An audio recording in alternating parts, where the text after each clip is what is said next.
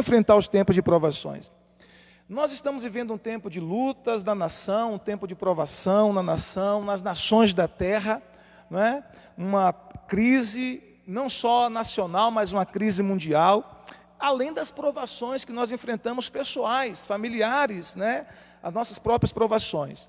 E como nós podemos enfrentar esses tempos difíceis? Então a palavra de Deus, ela não nos deixa sem direção, ela não nos deixa sem norte, ela sempre nos dá direcionamento, ela sempre traz orientações para que nosso coração, em meio às crises, às lutas, às adversidades, para que o nosso coração se enche de paz e para que nós recebamos do Senhor sabedoria para enfrentar os tempos difíceis, sabedoria para enfrentar os tempos de crise, sabedoria para enfrentar os tempos de adversidade. Então o que a gente vai aprender nesse texto? Primeira coisa que a gente vai aprender nesse texto é que as provações, elas são inevitáveis. Elas são inevitáveis, elas vão acontecer na nossa vida, na minha vida, na sua família, na minha família. Ela é comum a todas as pessoas. As provações, elas são inevitáveis, os problemas são inevitáveis, as adversidades, as lutas, as crises vêm para todos. A Bíblia fala sobre isso, e Jesus, em João capítulo 16, versículo 33, nos diz assim: tenho-vos dito isso, para que em mim tenhais paz. No mundo tereis aflições, mas tende bom ânimo, eu venci o mundo. Então Jesus não nos deixou enganados, Jesus não nos enganou quanto às crises, quanto às adversidades, quanto às provações, ou às lutas, ou às aflições. Pelo contrário, Ele disse em sua palavra: vocês terão aflições no mundo, vocês enfrentarão tempos difíceis no mundo, vocês enfrentarão tempos adversos no mundo, vocês enfrentarão tempestade. Mas como é que nós vamos enfrentar a tempestade, as adversidades, as crises? Ele diz: tende bom ânimo, ou seja, com bom ânimo. Por que nós precisamos ter bom ânimo? Porque Ele disse: eu venci o mundo. Então nós servimos a um Jesus que é vencedor, invicto, até contra a morte, porque nem mesmo a morte foi capaz de deter Jesus, nem mesmo a morte foi capaz de segurá-lo na sepultura, porque Ele venceu a morte. Então nós precisamos vencer as adversidades, enfrentar as adversidades com bom ânimo, porque as adversidades, infelizmente, elas são inevitáveis. As provações também, elas são variáveis, diz o texto, né? No versículo 2 diz: tende por motivo de grande alegria quando passardes por várias provações. Ou seja, são várias, são provações das mais diferentes áreas. Podemos enfrentar provações nas finanças, podemos enfrentar provações na família, podemos enfrentar provações na área da saúde, ou na área ministerial, ou em qualquer outra área da nossa vida. As provações, elas são variáveis nas mais variadas áreas da vida. As provações também são imprevisíveis. Muitas vezes nós não temos como prever o que está para acontecer, não é verdade? Como essa crise que veio sobre o mundo. Quem diria que nós estaríamos agora, nesse tempo, agora em março de 2020, enfrentando essa crise mundial? Quem diria que nós estaríamos passando por esse tempo agora? Quem imaginaria que nós estaríamos enfrentando essa crise agora? Então as crises, as adversidades, elas são também imprevisíveis, não dá para prever, nem sempre é possível prever as adversidades. Então é isso que a Bíblia está nos ensinando aqui. Mas nós precisamos entender uma coisa: há propósito nas provações. Por quê? Porque as provações, elas podem ser produtivas. Olha o que diz a palavra no verso 3, Tiago capítulo 1, versículo 3, para você que está acompanhando na sua casa aí, com a sua Bíblia aberta, Tiago capítulo 1, versículo 3, olha o que diz: sabendo que a aprovação da vossa fé, uma vez confirmada, produz perseverança. Ela faz o quê? Ela produz perseverança. Então as provações, elas podem ser produtivas. Elas não são de todo ruim, elas podem produzir, né? Elas podem ser produtivas em nossa vida. Então Deus, Ele pode usar as provações de 3 maneiras, pelo menos. As provações, elas vão testar a nossa fé.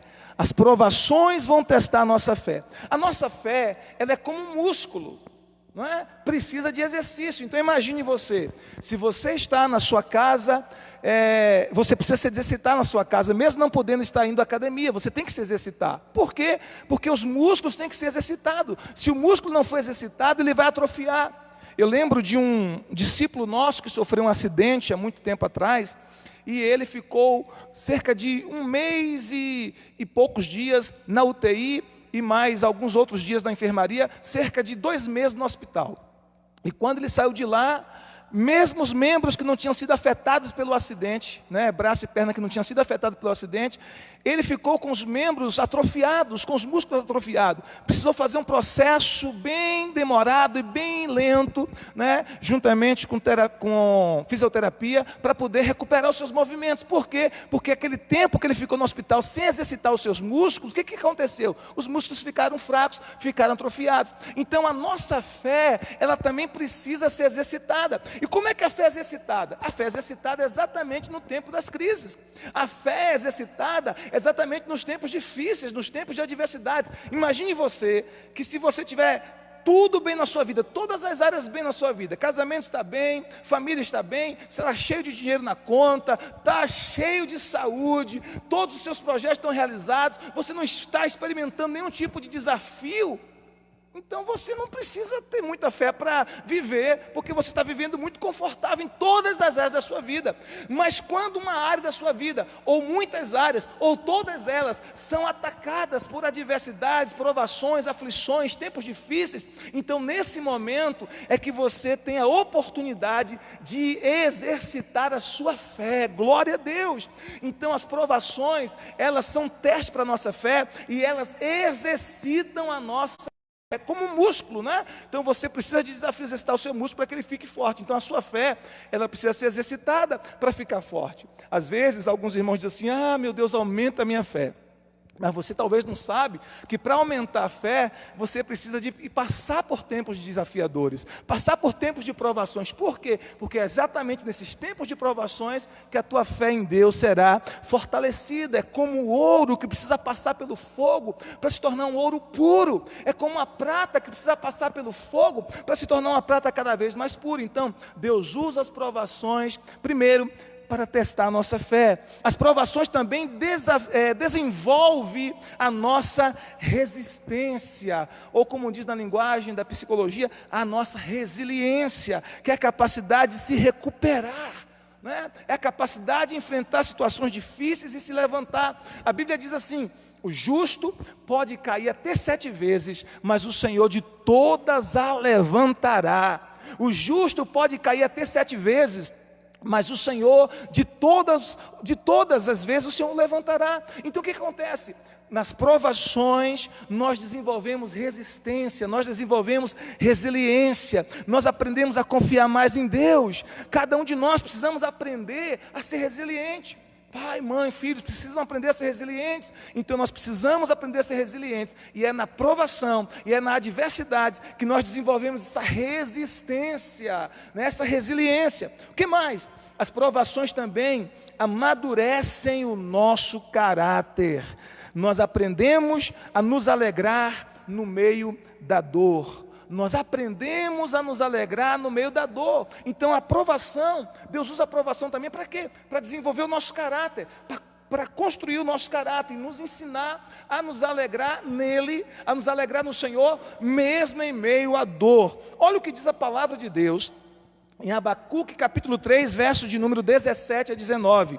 Diz assim: ainda que a figueira não floresça, nem haja fruto na vide, o produto da oliveira minta, e os campos não produzam mantimento, as ovelhas sejam arrebatadas do aprisco, e nos currais não haja gado, todavia eu me alegro no Senhor, exulto no Deus da minha salvação. O Senhor Deus é a minha fortaleza, e faz os meus pés como o da corça, e me faz andar em lugares altos. Olha, o profeta estabelece aqui várias situações hipotéticas, que mesmo que tivesse acontecido com ele, que mesmo que acontecesse com ele, todavia ele se alegraria no Senhor.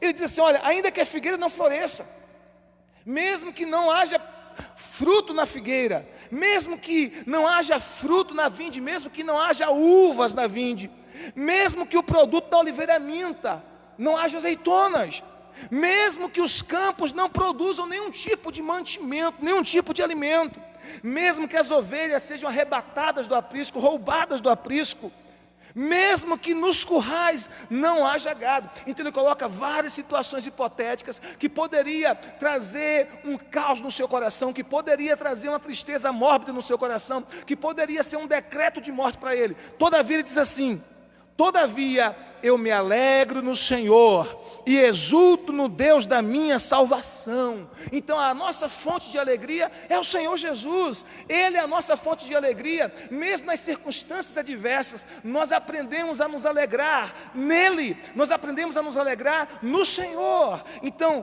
nas provações, nós amadurecemos o nosso caráter, aprendendo a nos alegrar, mesmo em meio à dor, mesmo em meio ao sofrimento.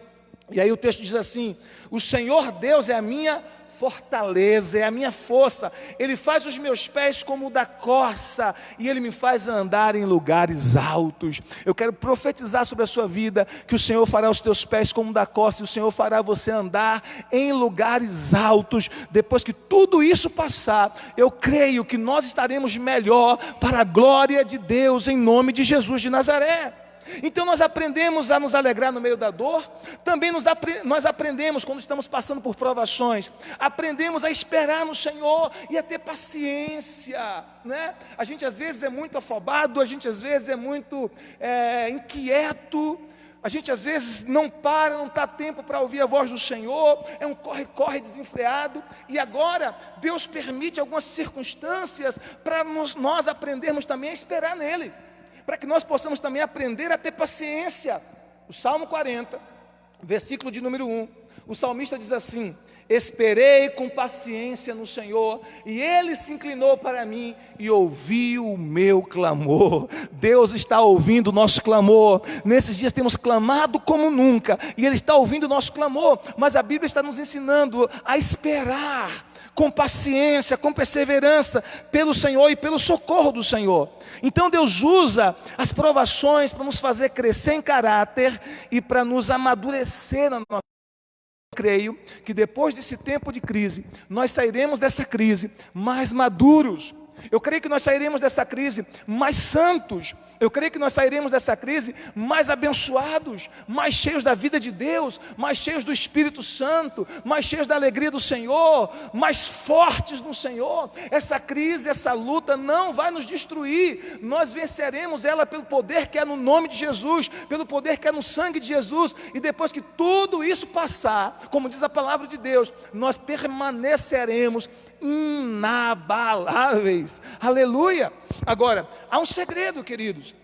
E qual é o segredo? Que nós possamos edificar a nossa casa sobre a rocha. Jesus, ele nos contou essa história, esse ensino em Mateus capítulo 7, verso 24 a 27. Jesus fala de dois tipos de pessoas. Um que é prudente, que é sábio, que constrói a sua casa, que é a sua vida e tudo que está ligado à sua vida sobre a rocha, que representa Jesus e a sua palavra. E outro que constrói a sua vida e tudo que está ligado à sua vida sobre a areia, que são os fundamentos instáveis do mundo. Então, Jesus disse: olha, quando vier a tempestade, quando vier o vendaval, quando vier a correnteza dos rios com fúria, a casa que estiver edificada sobre a rocha vai permanecer, mas a casa que estiver edificada sobre a areia, sobre fundamentos instáveis do mundo, essa casa vai cair, e o texto diz: é grande a sua queda. Então qual é o segredo para que nós possamos passar por essa crise, e depois dessa crise permanecermos mais fortes? É construir a nossa vida, a nossa casa, o nosso lar, o nosso casamento, a nossa família, o nosso ministério, sobre a rocha que é Cristo, não sobre os fundamentos do mundo, mas sobre Cristo, porque Cristo é a rocha, Cristo é o fundamento, a prática da palavra é o fundamento. Se nós permanecermos nele, em Cristo, depois de tudo isso passar, nós permaneceremos mais fortes, inabaláveis, em o nome de Jesus de Nazaré. Então, nós temos pelo menos 3 responsabilidades diante das provações. 3 responsabilidades diante das provações. Aliás, 4 responsabilidades diante das provações, segundo o texto que nós lemos. Primeira responsabilidade que nós temos como servos de Deus, como cristãos em Jesus: nós devemos nos alegrar. A Bíblia diz assim, olha que interessante, parece ser um paradoxo, olha o que Tiago diz. Tiago diz assim, Tiago 1:2: meus irmãos, tende por motivo de toda alegria o passardes por várias provações. Não parece ser uma contradição? Não parece ser uma contradição? Ele está dizendo, se alegre, tenha por motivo de grande alegria. Quando? Quando passardes por várias provações, quando você passar por várias aflições, por várias adversidades, não é para você se entristecer, é para você se alegrar. Uau, parece uma ideia maluca, parece uma contradição. Ué, pastor, o cristão é masoquista, ele sente prazer no sofrimento, sente prazer na dor, sente prazer no infortúnio. Não, não é isso. Mas por que nós iremos nos alegrar?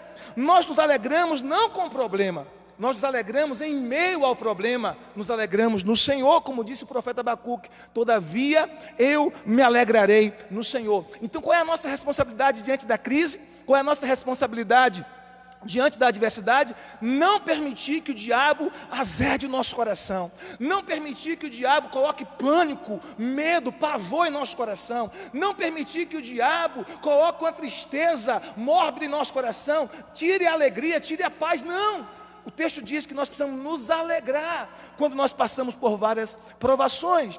Nos alegramos no Senhor, nos alegramos nas promessas do Senhor. Salmo 34, verso 1, o texto que citei do início desse culto diz assim: louvarei ao Senhor em todo o tempo, e o seu louvor estará continuamente na minha boca. Então ouse louvar o Senhor, experimente louvar o Senhor nesse tempo. Coloque louvor na sua casa, cante com seus filhos, cante com sua esposa, cante com seu marido, faça culto doméstico, deixe a alegria de Deus reinar no seu lar. Isso é maravilhoso. Olha, eu tenho orientado os irmãos aqui do Ministério Shalom, faça culto doméstico, pai, mãe, reúna os filhos, faça culto doméstico, ministre sobre os seus filhos, a alegria do Senhor em sua casa. Ontem, eu e minha esposa e meus filhos fizemos um culto doméstico na sala da minha casa, só nós, não gravamos, não fizemos live, só nós, nosso momento com Deus. Cantamos ao Senhor, adoramos ao Senhor, pregamos uns para os outros, ministramos uns aos outros. Foi um tempo maravilhoso, um tempo gostoso, precioso na presença do Senhor. Então faça isso. Deixa a alegria de Deus envolver o teu coração nesses tempos difíceis. Deixa a alegria do Senhor envolver a tua vida. Se alegre no Senhor. Não permita o diabo azedar o teu coração. Deus está cuidando de você, Ele continua no controle. Segunda responsabilidade, a primeira que o texto nos ensina é se alegrar, nos alegrar no Senhor. Segunda responsabilidade que o texto nos ensina, peça sabedoria a Deus. Diante das provações, além de se alegrar no Senhor, você precisa pedir sabedoria a Deus. Versículo 5 diz assim: se porém algum de vocês necessita de sabedoria, peça a Deus que a todos dá livremente, e não lhe improspera, ou seja, não lance em rosto, e ser-lhe-á concedida. Então peça sabedoria a Deus. O que o Senhor quer que eu aprenda nessa provação? Quais são as lições que o Senhor quer me ensinar? O que eu preciso aprender, meu Deus? Fala comigo, me dá sabedoria. Como eu posso crescer com tudo isso? De que maneira eu vou sair dessa situação maior, mais forte? Como eu vou crescer? De que maneira posso crescer diante dessas provações e adversidades? Como eu posso me tornar um homem melhor, uma mulher melhor, um filho melhor, um pai melhor diante dessa crise? Como eu posso me tornar um funcionário melhor, um patrão melhor diante dessa crise? Como eu posso me tornar uma pessoa melhor diante dessa crise? Então peça a sabedoria de Deus. Então, diante das adversidades, das provações que nós enfrentamos diante do Senhor, nós precisamos: Senhor, me dê sabedoria. O que o Senhor quer me ensinar? Como eu posso crescer nessa situação? De que maneira eu posso melhorar diante dessa situação? Terceira responsabilidade que nós precisamos ter diante das provações e adversidades é: descanse o seu coração em Deus. Descanse o seu coração nele. Olha o que a palavra de Deus nos ensina. Em 1 Pedro, capítulo 5, versículo 7, diz a palavra: lançando sobre ele toda a vossa ansiedade, porque ele tem cuidado de vós. Vou repetir para você: lançando sobre ele toda a vossa ansiedade, porque ele tem cuidado de você. Então, lance sobre o Senhor os teus cuidados, lance sobre o Senhor as tuas preocupações, lance sobre o Senhor os teus temores, lance sobre o Senhor os teus medos. Por quê? Porque Ele está cuidando de você. Deus está cuidando da sua família, Deus está cuidando do seu lar, Deus está cuidando da sua empresa, Deus está cuidando dos seus negócios, Deus está cuidando dos seus empreendimentos, Deus está cuidando dos seus filhos, Deus está cuidando da sua casa, Deus está cuidando dos seus pais, Deus está cuidando de você. Creia nisso, lançando sobre Ele todas as vossas ansiedades, porque Ele cuida de vós. Por que nós devemos lançar sobre Ele as nossas ansiedades? Porque a ansiedade é pesada demais para nós carregarmos sobre os nossos ombros. Jesus disse: vinde a mim, vós que estáis cansados e sobrecarregados, e eu vos aliviarei. Tomai sobre vós o meu jugo, e aprendei de mim, que sou manso e humilde de coração, e encontrareis descanso para as vossas almas, porque o meu jugo é suave, e o meu fardo é leve. Então o fardo que Jesus tem para nós é um fardo leve. Mesmo diante de toda essa crise, mesmo diante de todo esse caos que o mundo enfrenta, Jesus tem um fardo leve para mim e para você que crê nele. Jesus tem um fardo leve para mim e para você que deposita a confiança nele. Jesus tem um fardo leve para mim e para você que deposita nele a nossa fé. E olha o que a palavra de Deus diz: uns confiam em carros, outros confiam em cavalos, nós, porém, fazemos menção do nome do Senhor dos Exércitos. Em que esses dias? Em que está a tua confiança nesses dias? Então é tempo de avaliar aonde nós estamos colocando a nossa confiança. A nossa confiança está em Deus que pode todas as coisas? A nossa confiança está no Senhor Jesus Cristo? Ou será que a nossa confiança está em coisas efêmeras, em coisas passageiras, em pessoas, em seres humanos, em nossa inteligência, em nossa capacidade cognitiva, em nossos dons e talentos, ou em coisas materiais que nós podemos possuir? Em quem está a nossa confiança? Em que está a nossa confiança? Então esse tempo que nós vivemos revela aonde nós estamos colocando a nossa confiança. Em que nós estamos colocando a nossa confiança? Então a Bíblia diz que nós precisamos descansar no Senhor, lançando sobre Ele as nossas ansiedades, lançando sobre Ele os nossos temores, lançando sobre Ele as nossas preocupações. Por quê? Porque Ele cuida de nós. Ele não perdeu o controle da nossa vida. Ele não perdeu o controle da nossa história, Ele não perdeu o controle da nossa família, Ele não perdeu o controle da nossa casa. Todas as coisas estão nas mãos do Senhor. E a Bíblia diz que as nações da terra é como uma gota d'água em um balde. Não está fora do controle do Senhor, não está. Ele é soberano sobre os céus, Ele é soberano sobre a terra. Então a sua vida está no controle das mãos do Senhor. Creia nisso e descanse o seu coração nele. Coloque o seu foco muito mais nele do que nas circunstâncias. Alimente sua fé, muito mais do que você está alimentando ao seu medo, à sua dúvida. Alimente a sua fé. Ouça palavras de vida, ouça palavras de fé, ouça a palavra de Deus, leia a palavra de Deus, medite na palavra de Deus, busque a palavra de Deus nesses tempos. Alimente a sua fé. Porque se você não alimentar a sua fé, se você não alimentar o seu coração com a palavra de Deus, o seu coração vai ficar cheio de medo, cheio de dúvida, cheio de pânico, e é isso que o inimigo quer. O inimigo quer destruir a mim e a você através do pânico, mas Deus quer nos renovar nesse tempo difícil, através de uma injeção de fé por meio da sua palavra. E sabe o que a Bíblia diz? Romanos capítulo 10, versículo 17. E ouvir a palavra de Deus. A fé vem por ouvir e ouvir a palavra de Deus. Então, se você alimentar sua fé, você vai vencer essa crise, você vai vencer esse tempo difícil, em nome de Jesus de Nazaré. E a boa mão do Senhor estará sobre a sua casa, e a boa mão do Senhor estará sobre a sua vida. Então, lance sobre o Senhor a sua adversidade, lance sobre o Senhor a sua ansiedade, a sua preocupação, o seu temor. Aleluia! O diabo, ele quer nos destruir por meio desses problemas. O diabo quer nos destruir por meio desse caos, por meio dessa crise, mas Deus quer nos desenvolver através desses mesmos problemas, através dessa crise, dessa adversidade. Deus quer nos desenvolver. Enquanto por um lado o inimigo quer nos destruir, por outro lado Deus quer nos desenvolver, nos fortalecer, nos fazer mais fortes e fazer com que a gente saia dessa situação mais fervorosos, mais abençoados, mais prósperos, mais santos, mais ungidos, mais confiantes no Senhor, mais íntimos de Deus. Então os problemas em sua vida não te tornam uma pessoa melhor automaticamente. É a sua atitude, é a minha atitude que faz toda a diferença. Os problemas, as adversidades, as provações que nós enfrentamos não nos muda para melhor automaticamente, mas a nossa atitude diante dessas adversidades faz toda a diferença. Então vamos fazer isso, depositar no Senhor a nossa confiança e a nossa fé. E para a gente concluir, quarta responsabilidade que nós precisamos ter diante dessa crise, diante desse tempo difícil que nós enfrentamos na nação e nas nações da terra. Lembre-se das promessas de Deus. Lembre-se das promessas de Deus. Queridos, a Bíblia é um livro de promessas. Há mais de 366 promessas na Bíblia para vir para você. Isso significa que é pelo menos uma promessa para cada dia do ano e um acréscimo da promessa para o ano bissexto. Uma promessa a mais para o ano bissexto. Olha que coisa maravilhosa. Esse ano que nós estamos é um ano bissexto, então nem o dia 29 de fevereiro desse ano ficou sem uma promessa de Deus. A Bíblia é um livro de promessas e de pactos, de aliança, de Deus com o seu povo, de Deus com a sua herança. Então se lembre das promessas do Senhor nesse tempo de crise. O que foi que Deus prometeu a você? Na sua palavra, no seu coração, por meio do seu Espírito. O que Deus te prometeu. Lembre dessas promessas.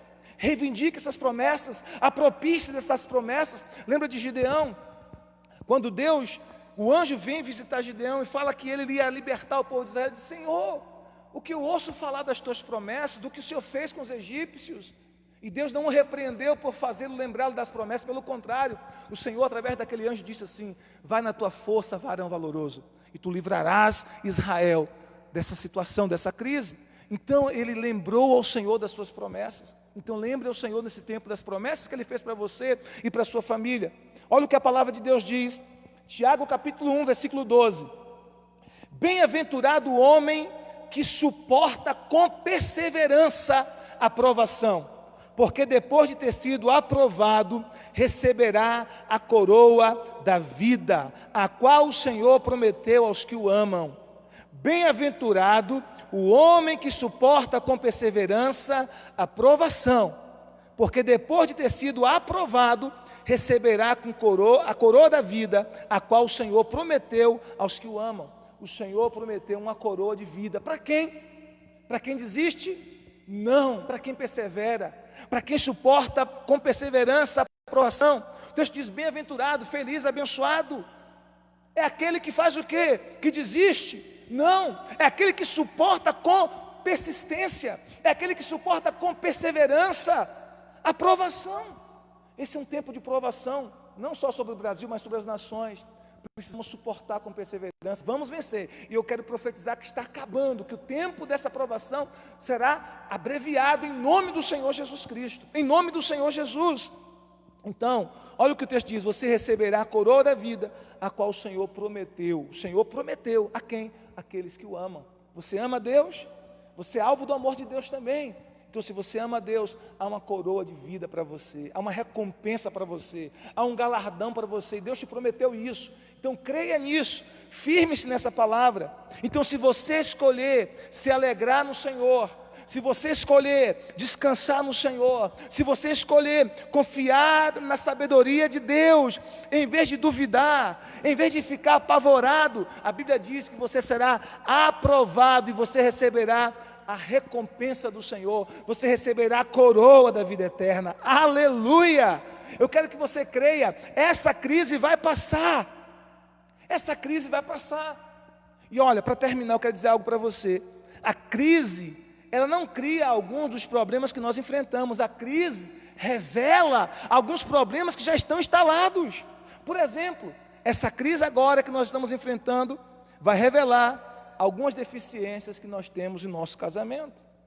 Imagine alguns casais que tinham muita dificuldade de ficar próximo do outro, ficando mais tempo juntos. Então essa crise vai revelar alguns problemas que já estavam instalados. Talvez no seu casamento, ou talvez no seu relacionamento com Deus, ou talvez no seu estilo de vida. Então ela revela algumas coisas que precisam ser mudadas, que precisam ser transformadas. Então o que você precisa fazer, o que eu preciso fazer, é deixar Deus falar conosco sobre aquilo que Ele precisa mudar em nossa vida.